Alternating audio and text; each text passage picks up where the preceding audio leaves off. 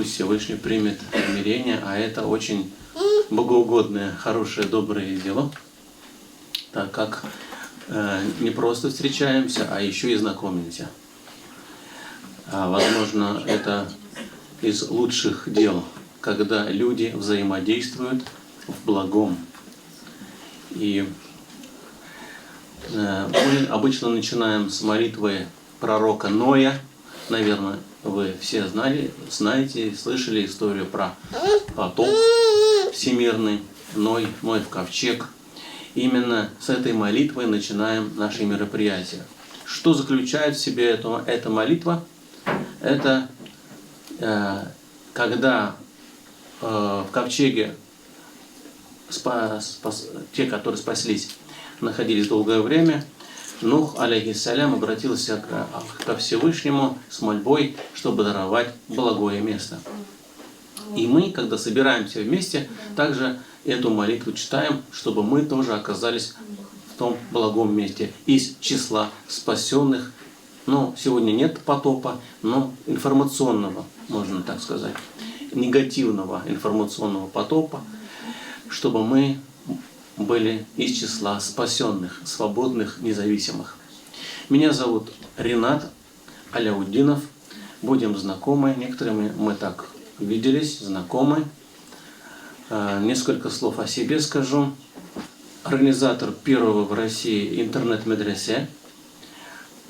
Мы запустились еще в 2013 году в интернете. Называется iMedrese. Так и пишется, как iPhone.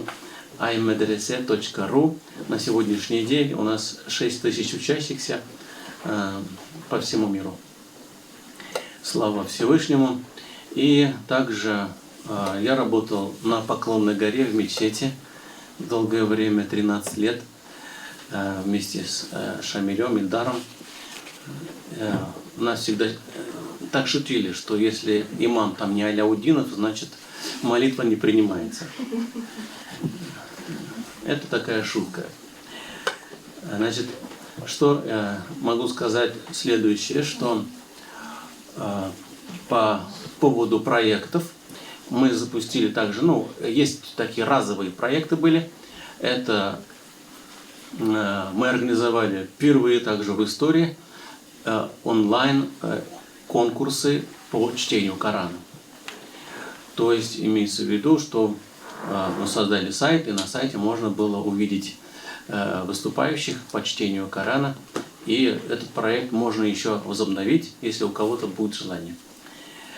Есть такой проект, еще работающий, называется iMullah.ru. Пригласи муллу.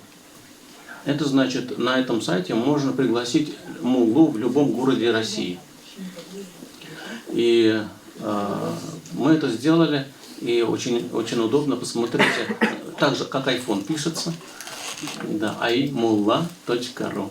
Заходите и заказываете муллу. Мулла как Яндекс.Такси практически. Можно наблюдать. Пока такого, конечно, сервиса нету, но очень удобно.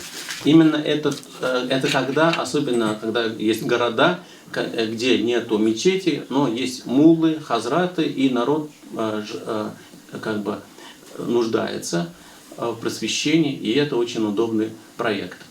Надеемся, что этот проект будет развиваться. Что еще могу вам рассказать о себе? Выпустил книжки.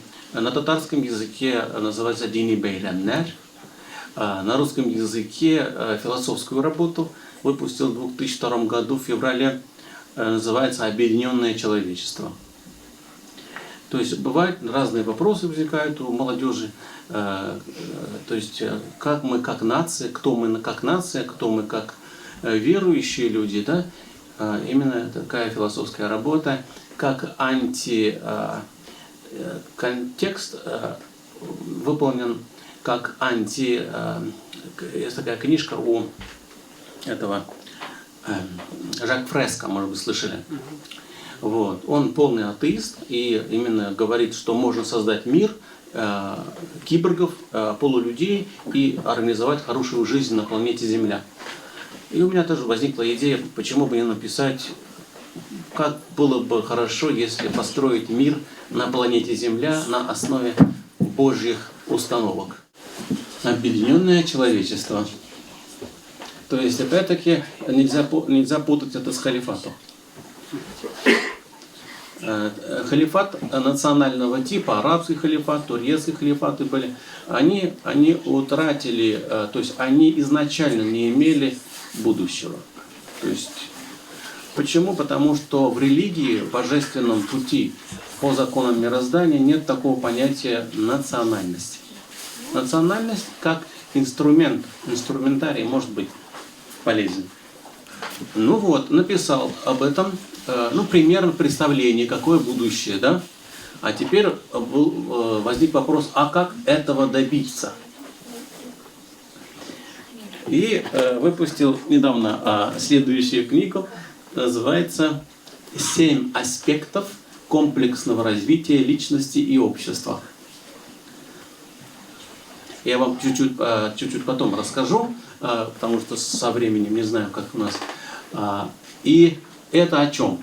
Это книга 7 подходов к развитию.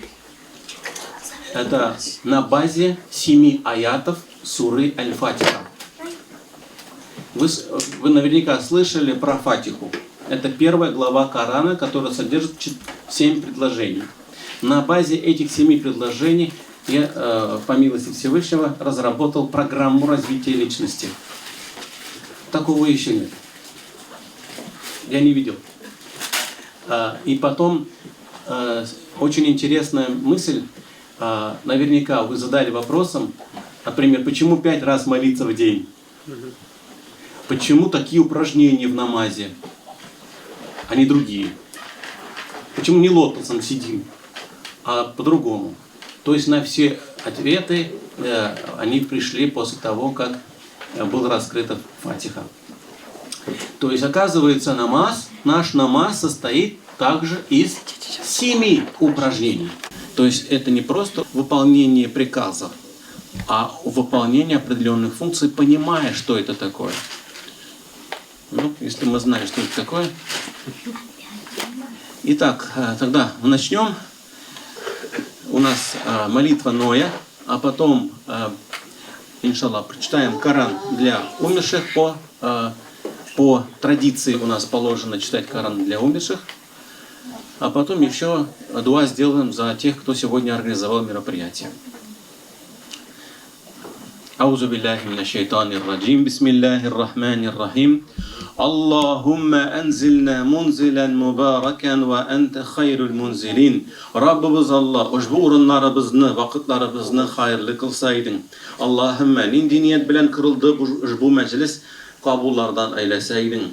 Allohimma, Qur'on o'quvlarni A'udhu billahi minash shaytonir rajim. Bismillahir rahmanir rahim. Alhamdulillahi rabbil alamin. Ар-Рахманир Рахим. Мы прислушиваемся к Всевышнему, и Он говорит как? Аста'иду билляхи бисмиллах.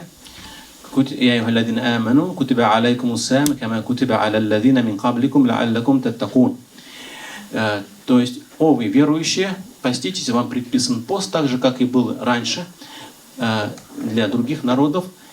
Вот, быть может, вы станете более набожны. Вот здесь кроется ответ, зачем надо поститься. То есть цель поста – стать более набожным. Есть такое понятие быть человечней, да? То есть быть человеком. Будь человеком, но будь же человеком, мне же говорят. А будь же набожным. Набожный значит быть человеком Аллаха, быть человеком добрым, справедливым, представителем милости и милосердия Творца на земле. Будь же набожным. Это означает, что выполняя пост, мы становимся чуть лучше. То есть это и есть путь усовершенствования, путь развития. Это и есть путь пророка, путь пророков и посланников. Единственным смыслом жизни, бытия нашей жизни в этом мире заключается в том, чтобы мы становились чуть лучше, чем вчера. Чтобы мы стремились к лучшему. Очень известный и всеми принятый ученый ислама, 12 век, имам Аль-Газали писал. Книга называется «Эликсир счастья». Мы же все хотим быть счастливыми. Да. И вот, он писал. Каждое живое творение в этом мире стремится к своему счастью. И корова, и бык, и птичка. Но ты, человек, ни корова и ни бык, не в совокупление твое счастье. Счастье твое — стремление к совершенству. Знай, только Бог, только Аллах совершенен. И ты не можешь быть совершенным, стать совершенным не сможешь. Но стремись к совершенству. Сделай стремление к Всевышнему, стремление к совершенству счастьем своим. И будешь вечно счастливым, ибо до Бога никогда не дойдешь. То есть философия понимания счастья — это и есть постоянно находиться на пути к совершенству. Поэтому, когда мы читаем Фатиху, первую главу Корана, и в каждом намазе мы говорим «Ихдина сират аль-мустаким», мы направь же нас на истинный путь. На пути нельзя стоять, на пути нужно двигаться вперед. Вот что это означает. И в целом наша религия вообще от Бога, который сотворил всю Вселенную, звезды, нашу планету, И нас, людей. и нас, людей, и зверей, и птиц, и все живых и неживых. Эта религия, можно сказать, программа развития. Развитие человека на планете Земля. Вот что это такое. И именно с таким подходом к религии тогда открываются двери понимания, что требует от нас Всевышний Творец. Поэтому требует, потому что эти требования служат для нас улучшением нашего внутреннего состояния, нашей души и еще и в физическом плане. Вот что означает религия. Иногда говорят, религия ислам, у Бога ислам. У Бога преданность. У Бога преданность. Надо правильно говорить и правильно переводить. Также есть такое выражение, что все дети рождаются мусульманами. Слышали такое? Откуда? Откуда такая информация? Дело в том, что этот хадис не совсем так переводится. Но очень удобно это говорить мусульманам. На самом деле в хадисе означает, дети рождаются чистыми, свободными. Потом родители их делают христианами или иудеями. То есть уже программируют, уже воспитывают в русле и в рамках определенных шаблонов, традиционных устоев и так далее. А религия от Бога независима от шаблонов, особенно национальных шаблонов. К чему призывает Всевышний?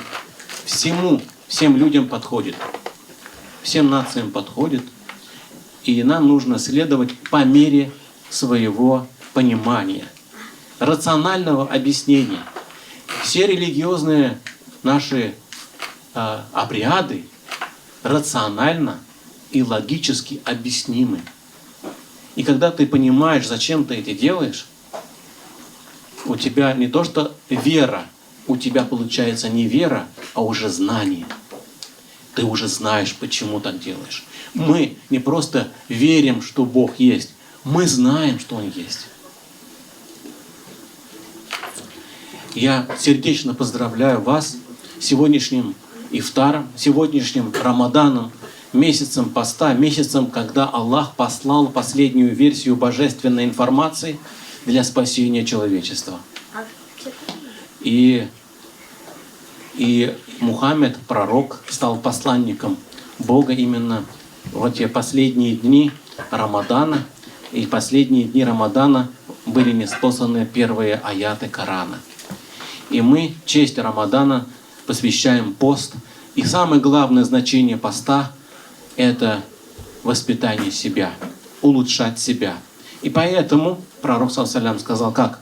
Если человек постится, он должен сдерживать свой язык от сплетен и злословия, плохих слов, иначе его пост превратится просто в голодание. То есть, когда ученые доказали, если человек в течение 20 дней держится под одни условия, то есть делает одно и то же постоянно в течение 20 дней, то это превращается в привычку.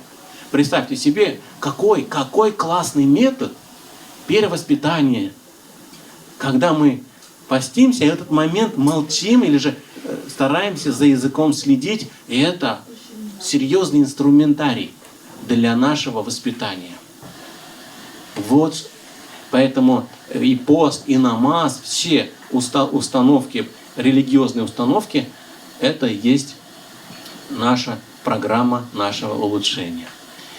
И не бойтесь изучать, не бойтесь задавать вопросы.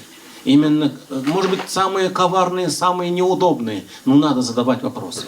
Почему так? Почему так? Почему так? Как маленькие дети, мы должны познавать этот мир, познавать законы мироздания и естественно, проявить себя, реализовать, успеть реализовать себя как человеки. А человек – это проект самого Создателя.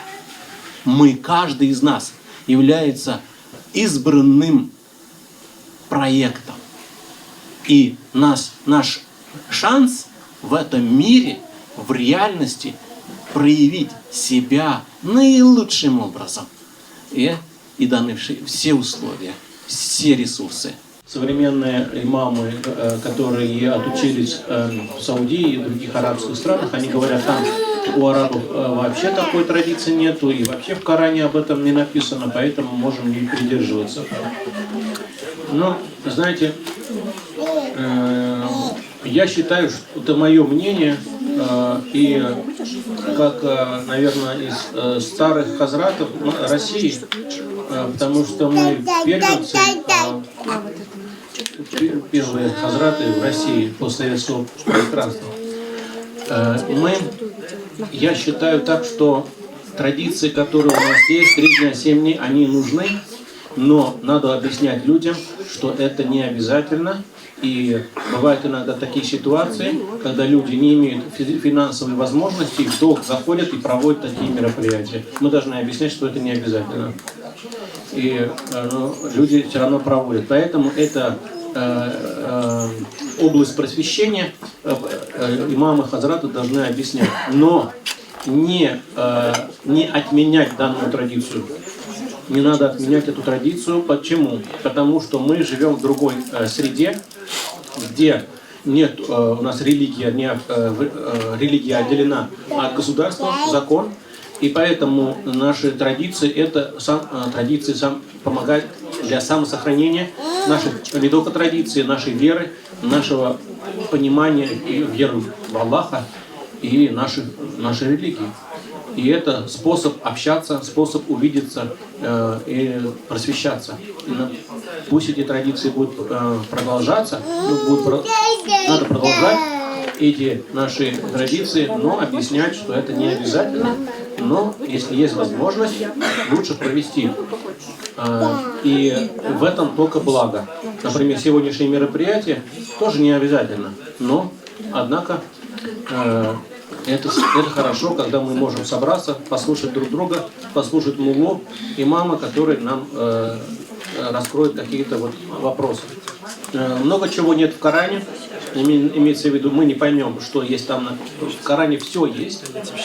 Но для того, чтобы понять Коран, необходимо еще и понять Фатиху. Фатиха – это ключ понимания Корана. Ключ к пониманию Корана. И кто читает Коран просто потому, что он решил прочитать Коран и понять, он поймет, наверное, 20%, 30%. Вот. А насколько у него достаточно расширен кругозор, и насколько он образованный человек, насколько у него знания есть дополнительные, которые поможет ему сориентировать на тех терминах и позиция в примерах, которые приводятся в книге под названием Коран. Вот. Фатиха является мамой Корана. Так сказал пророк, саллаллаху алейхи ва саллям. Мама Корана, как это мы представляем? Мама, это значит Коран внутри мамы. То есть, это такого вам никто не скажет, никогда не расскажет. Но я вам это раскрываю, потому что это мои исследования. И я пришел к этому и удивился этим знаниям, которые потом открылись. То есть смотреть Коран, то есть смотреть на какие-то суры отдельно с точки зрения первого аята Корана, а потом второго аята Корана, третьего аята, не Коран, а Фатихи. Первого аята Фатихи, второго аята, третьего аята, то есть именно с точки зрения каждого аята нужно рассматривать одну и ту же главу Корана. Тогда смысл этой главы открывается, раскрывается полностью. То есть понимание Корана заложено в самом Коране. И у каждого комментатора есть свой образ жизни, понятия, взгляды на жизнь и прочее. И это отражается в этом переводе. А мы должны поднять уровень, именно смотреть на Коран с точки зрения Фатихи. Как выращивать в себе терпение, когда, то есть именно когда начинается пост, организм получает стресс, нервы на пределе, и вокруг тебя же не постятся, и как сдерживать себя, и как, есть ли какие-нибудь инструментарии.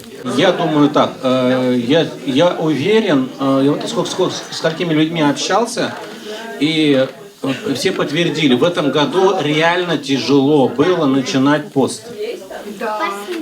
Первая неделя была сложной.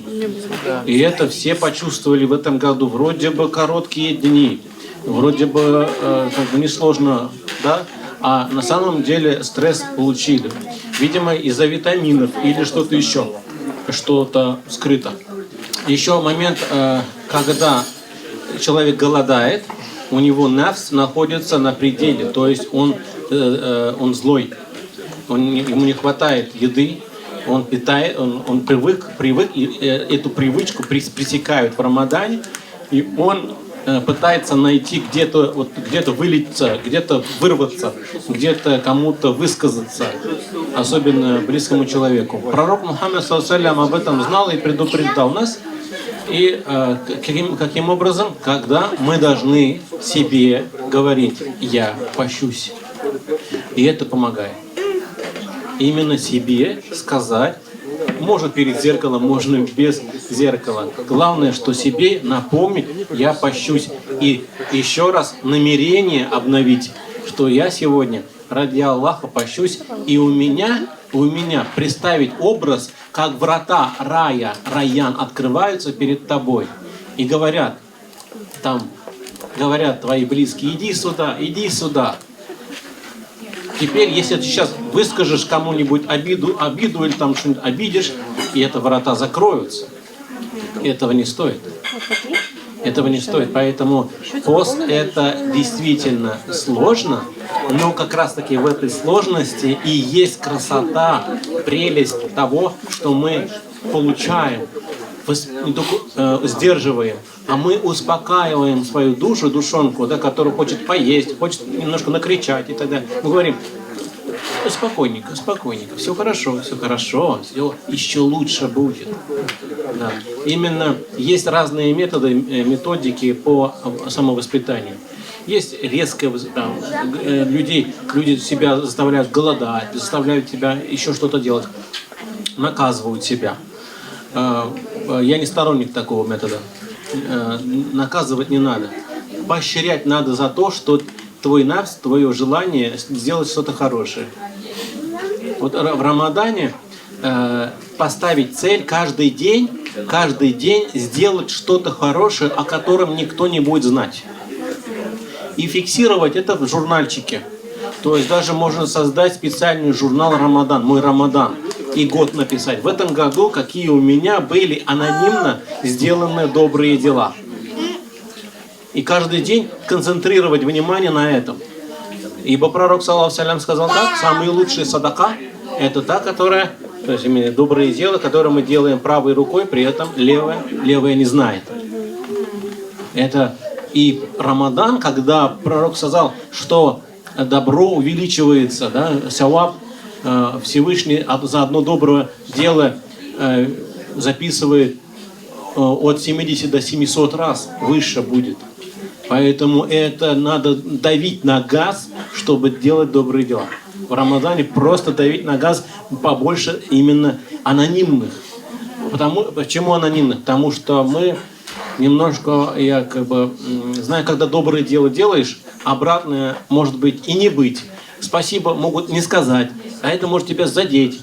То есть там вот, зависит от обратной связи. Когда открытые добрые дела, это тоже нужно делать, показывать пример. Но когда ты делаешь это никто, чтобы об этом не знал, и уже с намерением таким, никаких проблем, в душе покой и радость. Потому что только Аллах знает, и ты знаешь, это твой секрет с Аллахом, и это замечательно. Тогда можно в Рамадане такие программу себе составить. Зачем вообще читать намаз? Зачем вообще читать намаз, говорит Карим. Кто ответит, пожалуйста? Есть варианты? Один столб. Поклонение Диалог Богу. с Богом, поклонение Богу. Так еще? Становимся ближе. Становимся ближе к Так Богу. сказал Аллах. Возвышение. А? Так сказал Всевышний. Так приказал Всевышний. Хорошо. А еще я думаю, чтобы пожелать, чтобы Аллах выполнил твою просьбу. Да. Чтобы Отвлечься от земных дел. попросить. А? Отвлечься от земных дел. Очень хорошо. Отвлечься от земных дел. Что еще? Уже хорошо. Очень хорошо. Еще момент там есть. Попросить прощения. Угу. Именно так. Поблагодарить за жизнь. Да, благодарить и попросить прощения. Все. Намаз, пророк саллаллаху сказал, как очищает от грехов. И, естественно, ты обретаешь перед Всевышним достойное положение. То есть положение, духовное положение. Мы же любим в материальном мире среди людей статус иметь, там, вот такой, я вот такой. А перед Всевышним, насколько мы перед Всевышним важны, насколько Всевышний на нас надеется и верит нам. Правильно ли сказать, что если этот Рамадан, например, очень тяжело держать, значит весь год ты совершал грехи? Если пост держать сложно, бывает иногда невозможно по различным причинам. Это не значит, человек грешный. Пост возвышает человека, очищает человека и возвышает так же, как и намаз. Человек может намаз читать, он может спонтанно, автоматически выполнять упражнения. И это одно дело. Но это не говорит о грехе или греховности или упадке человека. Нет. Я так скажу, что каждый из нас является святым. У кого-то меньше света, у кого-то больше света. Но мы все святые. Вот. А именно от того, что меньше света, может быть, это влияет. А не потому, что больше греха. Если бы человек не грешил, Аллах бы не сотворил человека.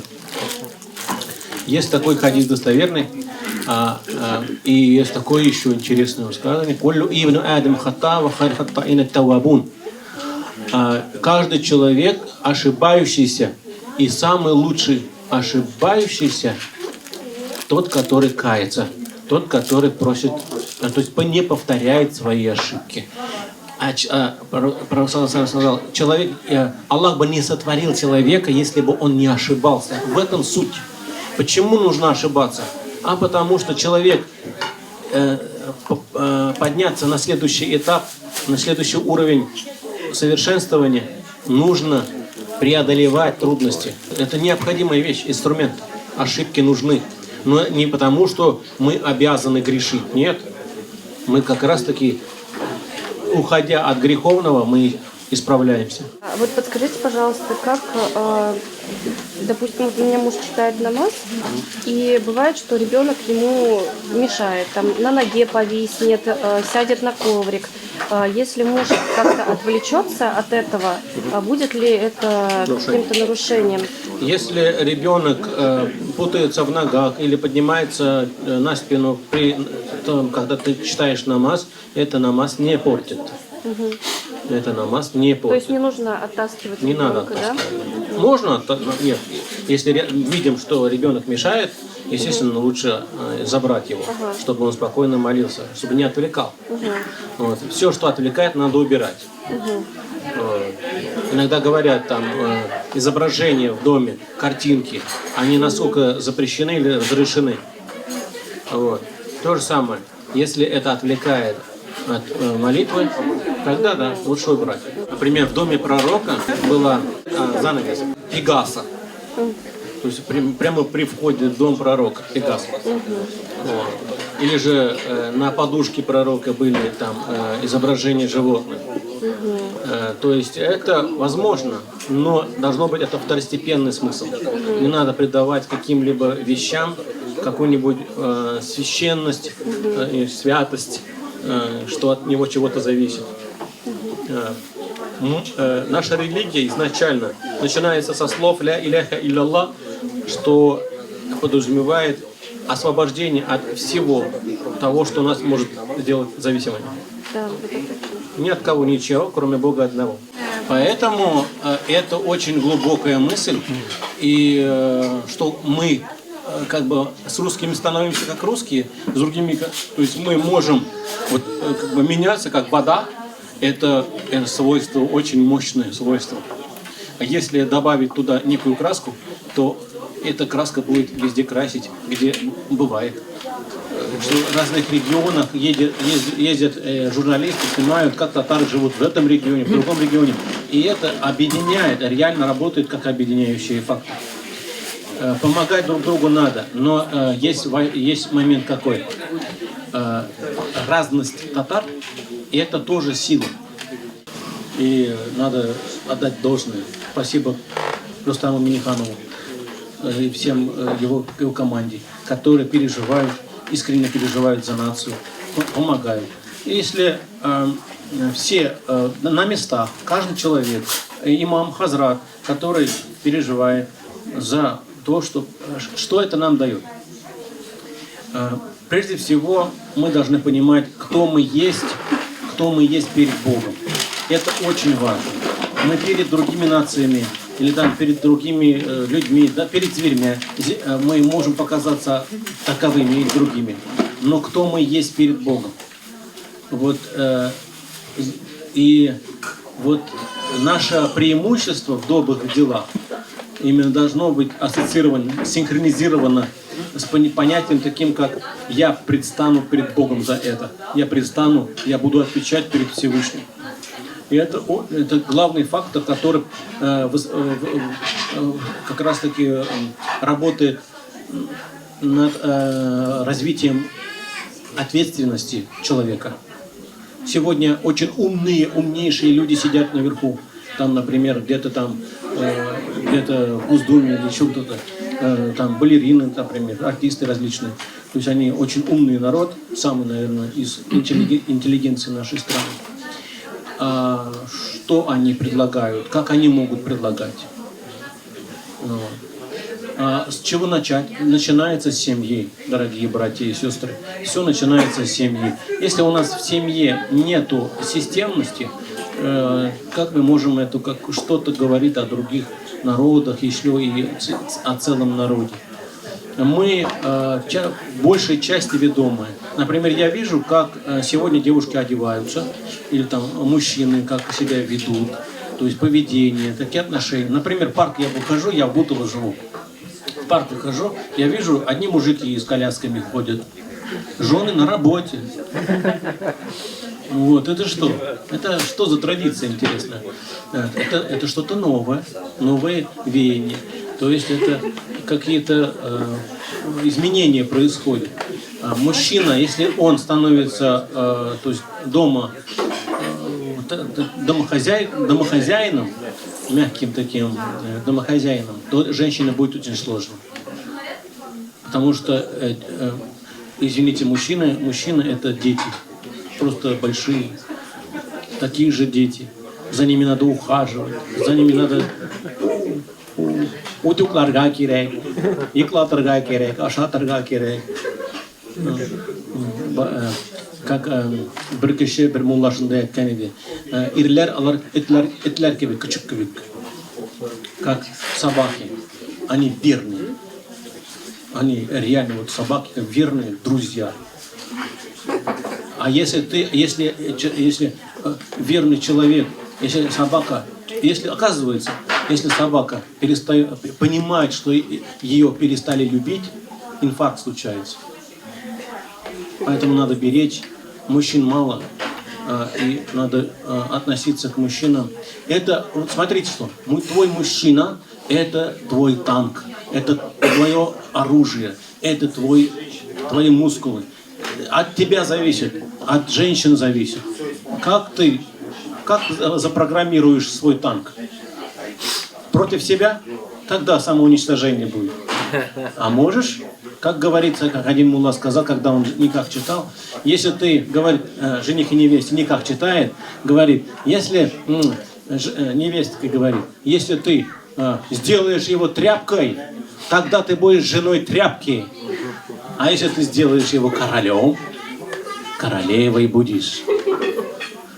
Надо это понимать, что женщина делает человека. Женщина делает человека. Она программирует, она воспитывает. Аллах дал такую ответственность в воспитании человека женщине. Под ногами матерей, не отцов. Матерей находится рай, пророк подчеркивал. Поэтому не надо себя унижать и становиться мужиками. Надо